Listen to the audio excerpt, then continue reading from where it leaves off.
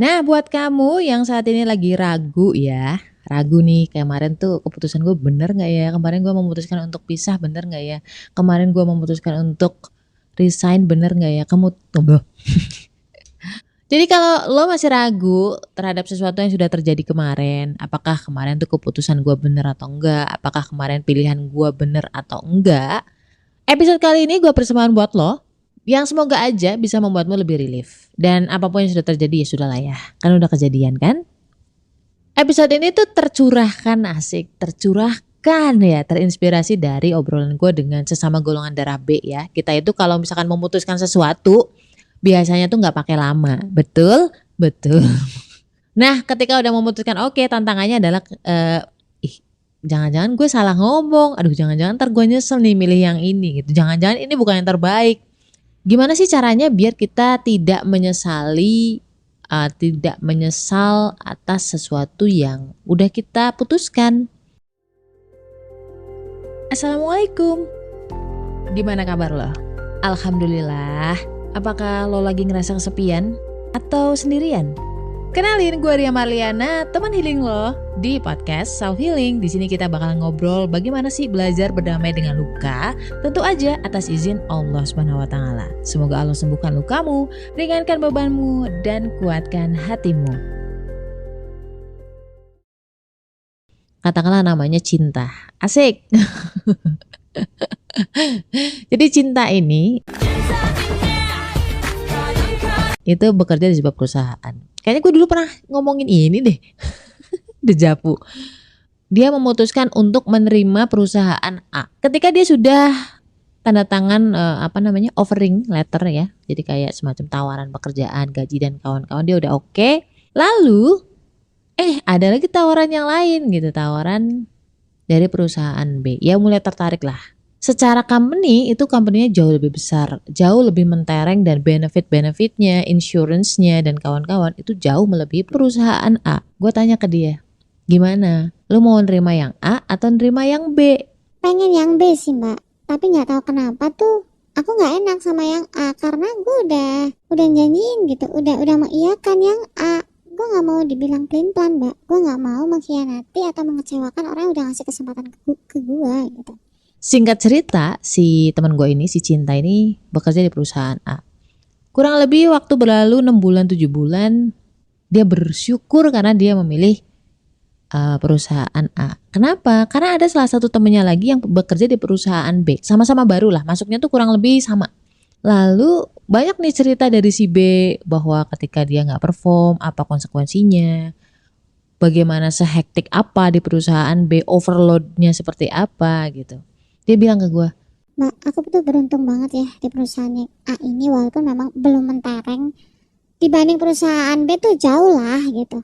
Tapi aku tuh masih bisa menjadi diriku, masih bisa santai-santai, masih bisa hihi, cengar-cengir, nggak sesetres yang temanku itu gitu.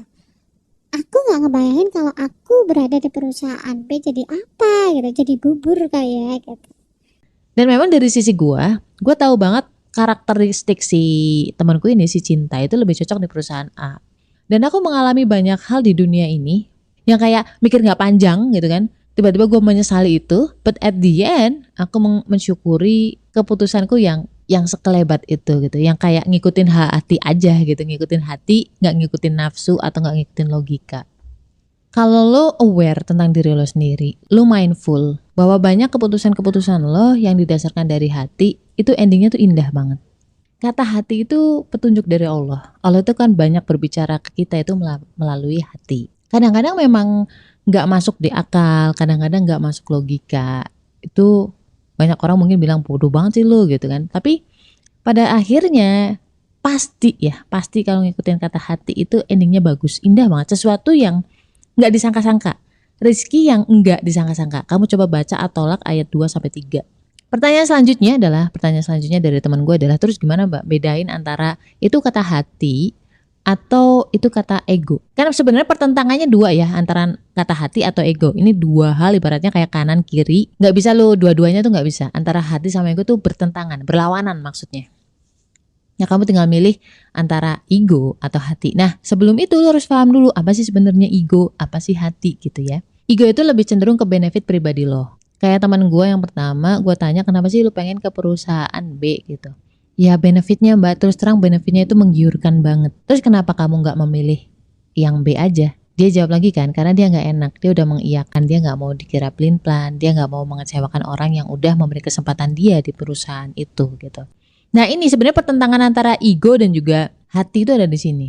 Ego adalah benefit pribadi lo. Jadi kalau misalkan si temanku ini, si Cinta ini tetap ngotot untuk masuk ke perusahaan B, itu karena benefit pribadinya dia. Dan ini egonya dia. Kenapa dia tetap stay di perusahaan A yang dia udah iyain?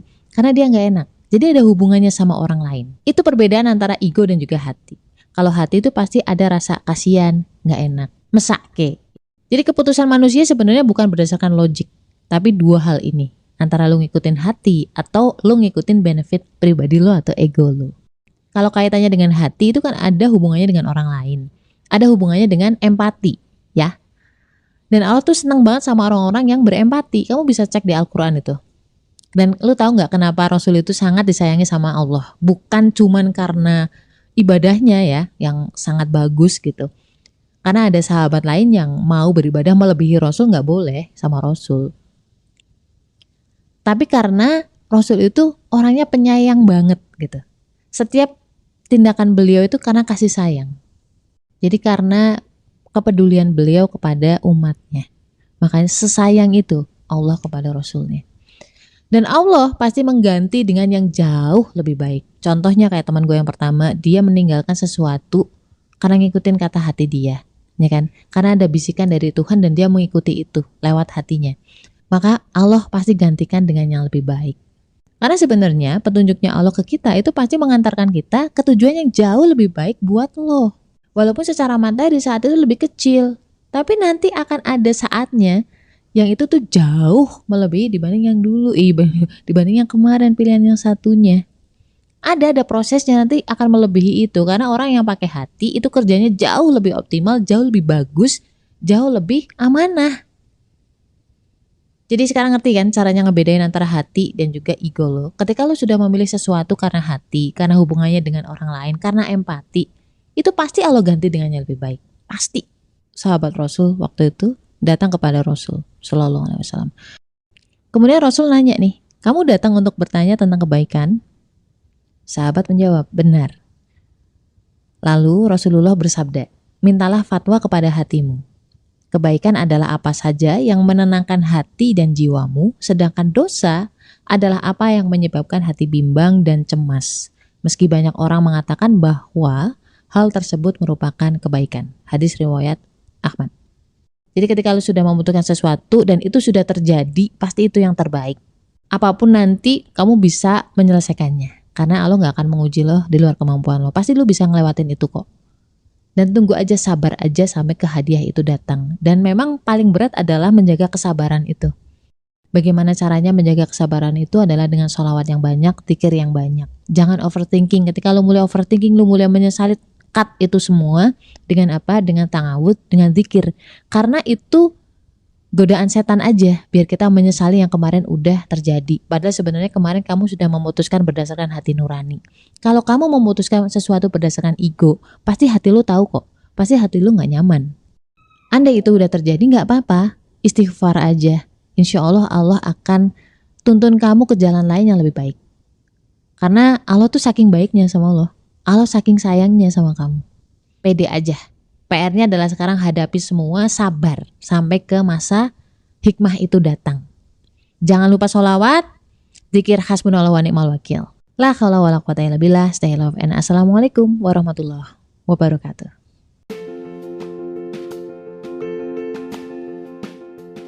Kenapa sih golongan darah B itu pelupa, susah banget ingat nama? Orangnya juga cuek, nggak pekaan, nggak perhatian.